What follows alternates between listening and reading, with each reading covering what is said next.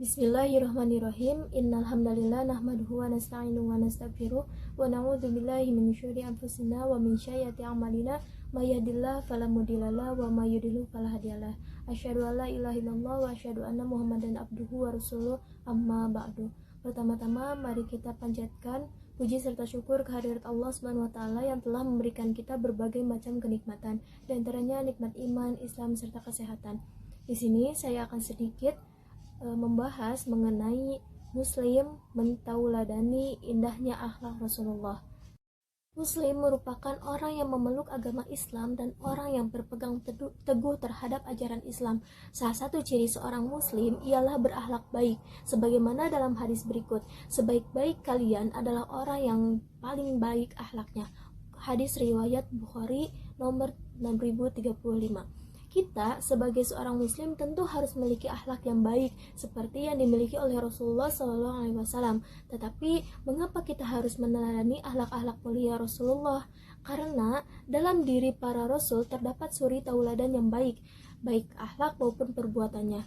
Contoh terbaik dalam menjalani kehidupan, dan setiap kisah hidup para rasul mengandung pelajaran yang berharga mengenai keimanan kepada Allah Subhanahu wa taala dan cinta akhirat.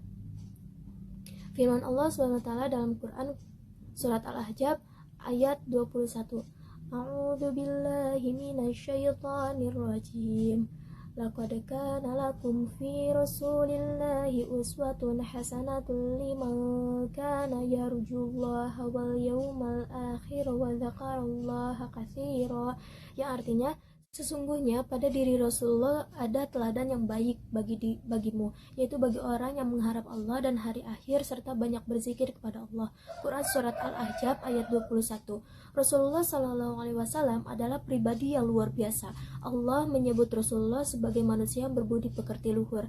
Di antara akhlak luhur beliau adalah rendah hati atau tawadu, sabar, berkata baik dan menghormati tetangga, ceria dan riang gembira, pemberani, jujur, lemah lembut, dapat dipercaya, dan masih banyak lagi. Akhlak-akhlak mulia Nabi Muhammad SAW di atas telah menjadi teladan mulia bagi pengikut beliau, yaitu umat muslim. Oleh karena itu, merupakan kewajiban bagi setiap umat muslim untuk meneladani akhlak-akhlak Nabi Muhammad SAW. Nabi Muhammad tauladan dalam segala hal. Nabi Muhammad adalah manusia yang uswatun hasanah karena low profile dan tidak pernah merasa benar. Kalau keliru, beliau berbesar hati dan berlapang dada untuk memperbaikinya. Contoh, Nabi pernah keliru dalam membaca Quran surat Abasa. Nabi ditegur oleh Allah karena ada seorang yang buta datang kepada Nabi untuk belajar, tapi malah dicuekin oleh Nabi karena sedang ada tamu dengan pembesar Quraisy. Pengikut Nabi tidak ada yang menggosipkan beliau kalau ada kesalahan yang terjadi padanya. Bahkan tidak ada yang unfollow atau berhenti mengikuti. Mereka hanya bertanya dan mengingatkan Nabi secara santun. Nabi Muhammad SAW itu orangnya tidak kaku, padahal Nabi merupakan orang yang paling soleh. Tapi mengapa kita semakin belajar hadis makin kaku, makin susah senyum? Harusnya makin belajar hadis makin senyum. Seperti Nabi tersenyum mendengar dan melihat perbedaan pendapat di antara para sahabat. Beliau selalu menasehati para sahabat tidak langsung marah. Kalau kita melihat orang salah, justru kita langsung marah, langsung bahkan dengan mengatakan hal yang tidak baik. Sedangkan Nabi, apabila ada seorang salah, beliau tersenyum kemudian menasihati dan memberitahu, karena beliau tahu bahwa orang itu masih belajar, kecuali jika dia memang tahu itu salah dan sengaja berbuat kesalahan. Nabi itu orangnya empati. Beliau tahu apa yang diinginkan orang lain.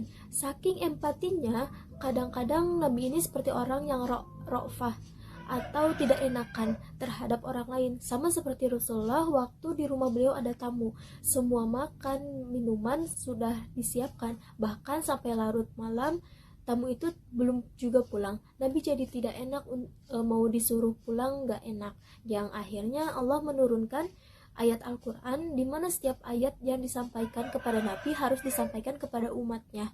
Saat Nabi mengucapkan Alhamdulillah Allah telah menurunkan ayat, maka tamu tersebut bertanya kepada Nabi tentang ayat yang baru saja diterima Nabi. Setelah disampaikan oleh Nabi bahwa itu adalah ayat yang berkaitan dengan cara bertamu ke rumah Rasulullah, barulah tamu tersebut pulang sampai Allah menurunkan ayat karena Rasulullah itu sangat tidak enakan, yang akhirnya dia menyulitkan diri sendiri.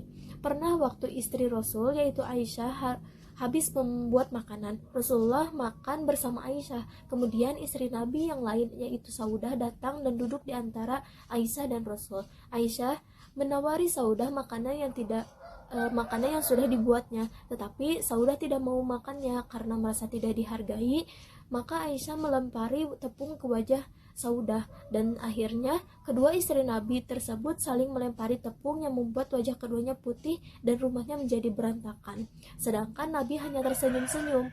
Waktu kedua istrinya saling melempari tepung tersebut, dari luar terdengar orang yang mengucapkan Assalamualaikum, yang tidak lain adalah sahabat Nabi yaitu Umar bin Khattab. Mendengar suara Umar tersebut membuat kedua istri Nabi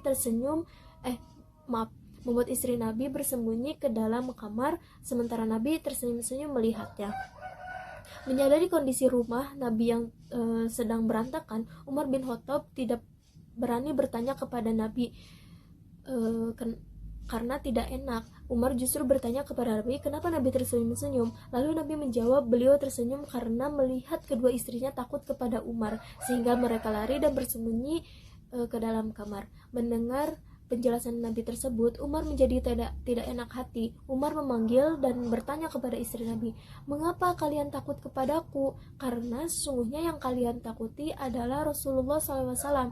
Lalu kedua istri Nabi tersenyum-senyum menjawab dari dalam kamar bahwa Umar bin Khattab adalah orang yang paling keras lagi kasar, sementara Nabi Muhammad adalah orang yang lembut lagi baik hati. Kata Umar sambil tersenyum, oh ya sudahlah kalau begitu. Menyelesaikan masalah bukan pakai dalil, tapi pakai akhlak. Dibikin nyantai, keduanya nyaman. Banyak pelajaran yang bisa kita ambil dari pelajaran tadi tentang kebesaran Allah yang menggerakkan hati orang banyak. Alur hidup kita ditentukan oleh Allah, dan akhlak itu adalah bingkai segala kebaikan. Dalil tanpa akhlak itu pahit rasanya. Jadi bukan bikin orang nyaman, tapi malah bikin orang menjauh. Walaupun dalil itu benar, Al-Quran benar, hadis benar, tapi kalau tidak dibingkai oleh akhlak, itu membuat orang menjadi jauh. Jadi bagi teman-teman yang sekarang lagi belajar berhijrah, jangan hanya menunjukkan rajin sholat, itu bagus, tapi itu sifatnya pribadi. Orang gak perlu tahu lah, itu hanya urusan kita dengan Allah. Jangan hanya menunjukkan kalau kita berhijrah itu banyak ngomongin ayat, hadis, pintar share dan broadcast ke teman-teman. Bukan itu yang kita display setelah berhijrah. Tunjukkan bahwa berhijrah itu mendisplay akhlak kita lebih baik dari yang sekarang daripada yang dulu. Nomor satu itu akhlak dulu. Nanti kalau akhlaknya sudah baik, sudah membuat orang respect, secara bertahap baru kita ngomongin ayat dan hadis. Bertahap dan tidak bisa sekaligus. Tunjukkan bahwa Islam itu sebaik-baik syariat yaitu dengan akhlak, bukan dengan debat. Apalagi debatnya di sosial media. Tunjukkan Islam itu baik. Islam itu rahmatan lil alamin, justru dengan akhlak. Anak muda yang sudah berhijrah jangan sampai terkesan menjadi manusia yang merasa paling baik di antara manusia. Justru harus menjadi manusia yang paling bermanfaat bagi teman-temannya. Jadilah orang yang memikat Islam kita dengan akhlak. Tetap belajar taat kepada Allah. Jangan khawatir, taat kepada Allah itu tidak menghalangi kita dari serunya anak muda. Syaratnya jangan melanggar syariat. Kalau gak melanggar, kita anak muda bisa tetap seru. Permainan kita jangan melanggar syariat. Nabi juga suka hiking kok. Salah satu gunung yang Nabi senangi itu Gunung Uhud. Touring ke Jabal Jamdan, kontes berkuda, dan sebagainya. Tetap seru bagi kita anak muda tanpa melanggar syariat. Dan telah terhimpun pada diri Rasulullah sifat-sifat yang terpuji.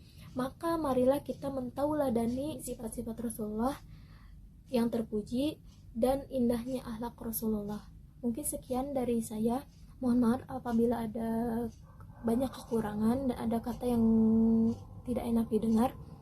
Semoga bermanfaat bagi kita semua, terkhusus bagi kalian yang mendengarkan. tutup saja dengan doa, Rabbana atina fid dunya hasanah wa fil akhirati hasanah wa qina adzabannar. Wassalamualaikum warahmatullahi wabarakatuh.